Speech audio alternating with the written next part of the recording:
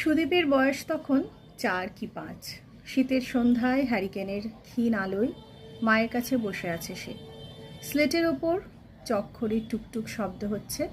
মা বলছেন, সুদীপ, চটপট লিখে ফেলতো শোনা, অ আ ক খ। ছোট্ট আঙুল কাঁপলেও সুদীপের চোখে তখন অদ্ভুত উচ্ছ্বাস।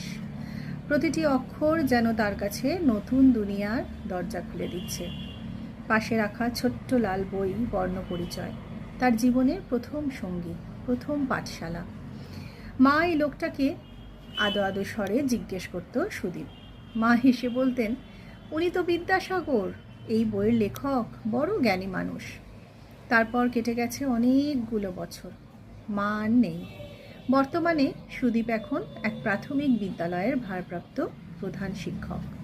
আজ বিদ্যালয়ে বিদ্যাসাগর মহাশয়ের জন্মদিনে শ্রদ্ধা জ্ঞাপনের সময় আচমকায় তার চোখ দুখানি ভিজে উঠল। স্মৃতির মানসপটে ভেসে উঠল মায়ের কণ্ঠ, হ্যারিকেনের আলো, প্রথম অক্ষরের টান, আর মায়ের সেই কথা। খাটো গড়নের মানুষটি শুধু বর্ণের বন্ধু নন, সমাজের আলোকবর্তিকাও ছিলেন। তিনিই তো সর্বপ্রথম সমাজকে শিখিয়েছিলেন মানবতার পাঠ। তাই তো তিনি দয়ার সাগর, বিদ্যাসাগর।